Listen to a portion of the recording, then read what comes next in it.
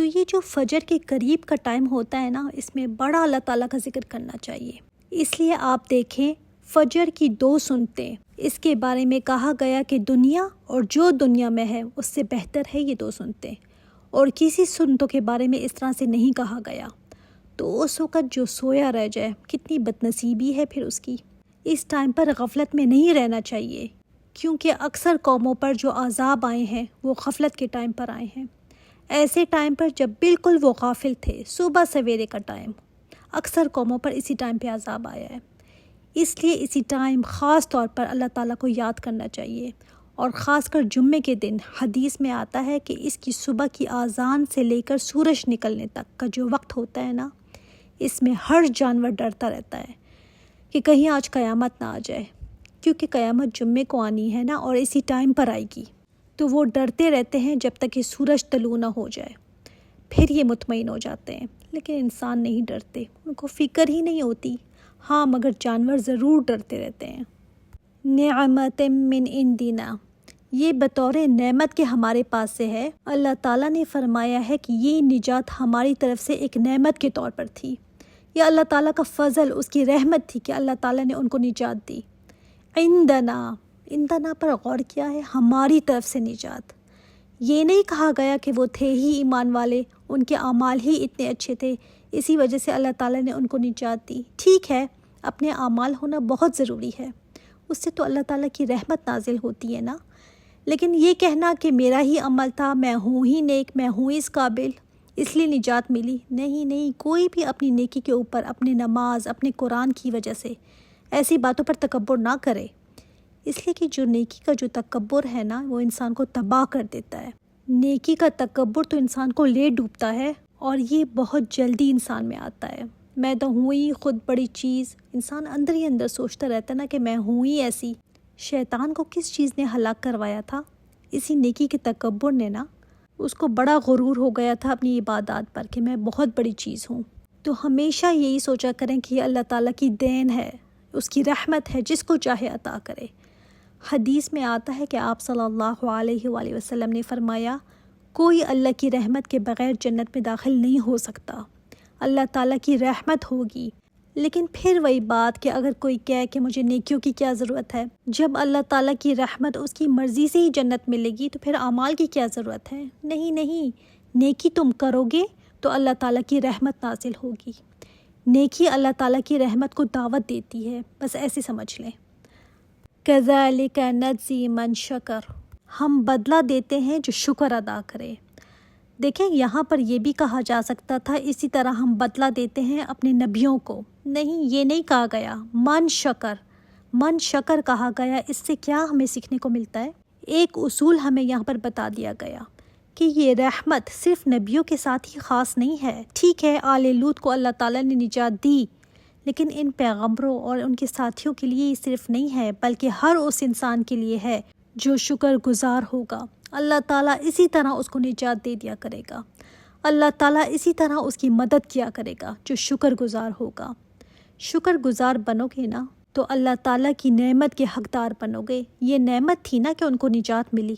اللہ تعالیٰ کی نعمتوں کو پانے کا طریقہ کیا ہے؟ شکر گزاری کرو۔ جو شکر گزاری کرے گا، اللہ تعالیٰ فرماتے ہیں یہ ہمارا طریقہ ہے کہ ہم اسی طرح اس کو بدلہ دیا کرتے ہیں شکر گزار لوگوں کو۔ جتنے بھی شکر گزار آئیں گے نا قیامت تک، اسی طرح ان کو بدلہ ملتا رہے گا۔ اور شکر گزاری یہ بھی ہے جو ہم عبادت کرتے ہیں، یہ بھی شکر گزاری ہے اللہ تعالیٰ کو راضی کرنے کے لیے جتنی ہم نیکیاں کرتے ہیں، یہ عملی شکر گزاری ہے، نماز پڑھ کے، تسبیح کر کے۔ ورنہ اللہ تعالیٰ نے کیا کرنا ہے ہماری نمازوں کا؟ یہ ہم شو کرتے ہیں نا اس کو، شکر گزاری، رکوع کر کے، کبھی سجدہ کر کے، کبھی فرمانبرداری کر کے۔ وَلَقَدْ أَنذَرَهُمْ، اور بے شک اس نے ڈرایا تھا انہیں۔ اس نے کس نے؟ لوط علیہ السلام نے ڈرایا تھا اپنی قوم کو۔ بطشتنا، ہماری پکڑ سے۔ فتماروا بالنذر، تو انہوں نے جھگڑا کیا ڈراوے میں، یعنی لوط علیہ السلام نے اپنا کام پورا کیا، سمجھاتے رہے، ان کو ڈراتے رہے، لیکن لوگ جھگڑتے ہی رہے، میخیں نکالتے ہی رہے، کبھی کوئی بات تو کبھی کوئی بات۔ وَلَقَدْ رَاوَدُوهُ عَنْ ضَيْفِهِ، اور البتہ تحقیق انہوں نے بہکانا چاہا لوط علیہ السلام کو، راودوہ مطلب اپنی نفسانی خواہش پوری کرنے کے لیے کسی کو بہلانا پھسلانا، عن ضیفہ ان کے مہمانوں سے، انہوں نے بہت بہلایا پھسلایا یا لوط علیہ السلام کو کہ یہ مہمان ہمارے حوالے کر دو، مگر لوط علیہ السلام نے وہ مہمان ان کے حوالے نہیں کیے، آخری وقت تک کھڑے رہے ان مہمانوں کی حفاظت کے لیے۔ لوط علیہ السلام کو تو نہیں پتہ تھا نا کہ یہ فرشتے ہیں، ان کو تھا کہ یہ میرے مہمان ہیں، لیکن لوگ ہٹ ہی نہیں رہے تھے۔ ان مہمانوں نے پھر لوط علیہ السلام کو بتا دیا تھا کہ ہم تو فرشتے ہیں، اللہ تعالیٰ کی طرف سے بھیجے گئے ہیں، آپ یہاں سے نکل جائیں۔ اچھا تو اب نکلیں کیسے؟ وہ لوگ تو ان کی قوم کی گھیرا ڈالے بیٹھے تھے۔ فَطَمَسْنَا أَعْيُنَهُمْ، تو ہم نے مٹا دی ان کی آنکھیں۔ اللہ تعالیٰ نے ان کو اندھا کر دیا تھا، فرشتے نے ایک پر مارا اور ان کی آنکھیں اندھی ہو گئی تھیں۔ فَذُوقُوا عَذَابِي وَنُذُرِ، تو چکھو اب میرا عذاب اور میرا ڈراوا۔ یہ ان لوگوں کے ساتھ ہوا جو ادھر گھیرا ڈالی ہوئے بیٹھی تھی۔ اب ظاہر ہے پوری قوم تو نہیں آ گئی تھی نا، سدوم کی تو بستیاں تھیں، لیکن باہر جو ہجوم جمع تھا ان سب کی تو آنکھیں مٹ گئی تھیں۔ اس کے بعد دوسرا عذاب ان پر کیا آیا؟ وَلَقَدْ سَبَّحَهُمْ بُكْرَةً عَذَابٌ مُسْتَقِرٌ، البتہ تحقیق ہلاک کر دیا ان کو صبح کے وقت دائمی عذاب نے۔ یہ وہ عذاب تھا جو ٹالا نہیں جا سکتا تھا۔ پہلے ان کی آنکھیں اندھی ہو گئیں، پھر بھی یہ اتنے ڈھیٹ اتنے بغیرت تھے کہ دروازہ ٹٹولتے جا رہے تھے کہ لوط علیہ السلام کے گھر کا دروازہ ملے تو ہم اندر گھس جائیں، اتنے زیادہ بے شرم تھے یہ۔ تو صبح سویرے ان پر عذاب آیا تھا۔ باقی قوموں پر تو ایک ایک عذاب آیا تھا، ان پر 3 آئے تھے۔ ایک تو ان کی بستی کو الٹا کر اوپر سے نیچے پھینکا گیا، پھر ان پر پتھروں کی بارش کی گئی، پھر ان پر چیخ کا بھی عذاب آیا تھا۔ تو 3 عذاب کیوں آئے؟ کیا ایک عذاب سے ان کا خاتمہ نہیں ہو سکتا تھا؟ 3 عذاب کیوں بھیجے گئے؟ بالکل کیوں نہیں، ایک ہی عذاب پر ان کا خاتمہ ہو سکتا تھا جیسے اور قوموں پر آیا۔ لیکن جتنے زیادہ عذاب آئے نا، وہ اللہ تعالیٰ کے غضب کی دلیل ہے کہ اللہ تعالیٰ کو ان پر اتنا زیادہ غصہ تھا۔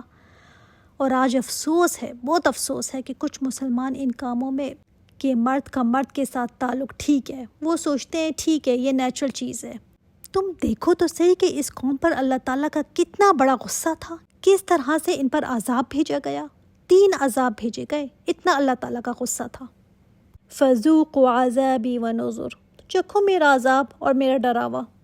وَلَقَدْ يَسَّرْنَا الْقُرْآنَ لِلذِّكْرِ فَهَلْ مِن مُدَّكِرٍ، یہ فَهَلْ مِن مُدَّكِرٍ کی تکرار کتنی دفعہ آ گئی ہے؟ 4تھی دفعہ آ گئی ہے نا۔ ہم نے تو قرآن کو سارا کا سارا آسان کر دیا ہے نصیحت کے لیے۔ کوئی ہے بھی نصیحت لینے والا؟ سوال ہو رہا ہے یہ، اور بار بار پوچھا جا رہا ہے کہ کوئی ہے نصیحت لینے والا؟ کتنے ہیں جو قیامت کے دن اس کا جواب دے سکیں گے کہ ہاں اللہ، ہم نے اس سے نصیحت لی تھی، ہم لینے والے ہیں اس سے نصیحت۔ تو نے پوچھا ہے نا کوئی ہے تو ہاں اللہ ہم ہیں۔ وَلَقَدْ جَاءَ آلَ فِرْعَوْنَ النُّذُرُ، اور آئے تھے آل فرعون کے پاس بھی ڈرانے والے۔ کذبوا بآیاتنا، انہوں نے جھٹلایا ہماری آیات کو، کلھا، سب کی سب کو، جتنی بھی نشانیاں آئی تھی نا۔ اور کون آئے تھے ان کے پاس ڈرانے والے، اور کیا ڈراوے آئے تھے؟ موسیٰ علیہ السلام اور ہارون علیہ السلام آئے تھے نا ان کے پاس، اور جتنی بھی نشانیاں تھیں سب انہوں نے جھٹلا دیں۔ آپ کو پتہ ہے نا کہ 9 معجزات دکھائے تھے ان کو۔ مینڈکوں کا عذاب ان پر آیا تھا، خون کا، ٹڈیوں کا، ید بیضا تھا اور عصا، سب ہی انہوں نے جھٹلا دیا۔ فَأَخَذْنَاهُمْ أَخْذَ عَزِيزٍ مُقْتَدِرٍ، تو پکڑ لیا ہم نے ان کو پکڑنا زبردست قدرت والے کا۔ فرعون جو اپنے آپ کو کہتا تھا نا زبردست ہوں میں، بہت قوت والا ہوں، دیکھو اللہ تعالیٰ نے کیسے پکڑا اس کو، جو العزیز ہے، فل ایتھارٹی والا، اس کو کسی سے پوچھنے کی ضرورت نہیں ہے، جو چاہے وہ کرے، اور پورے اختیار والا، پورے اقتدار والا ہے وہ۔ دنیا میں کسی کا اقتدار ایسے نہیں ہوا جیسے فرعون کا تھا، وہ کہتا تھا نا کہ میری ایتھارٹی لازوال ہے۔ دیکھو پھر کیسے اس نے پکڑا جو اصل میں العزیز ہے اور اصل میں المقتدر ہے۔ جب اس نے پکڑا تو پھر مہلت نہیں دی اس کو ذرا سی بھی۔ یہ ان پر جو عذاب کی ڈیٹیل ہے وہ قرآن میں اور جگہ ہے، وہ انشاءاللہ تعالی ہم اور جگہ دیکھیں گے۔ سبحانک اللہم و بحمدک، اشہد ان لا الہ الا انت، استغفرک و اتوب الیک۔ السلام علیکم ورحمۃ اللہ وبرکاتہ۔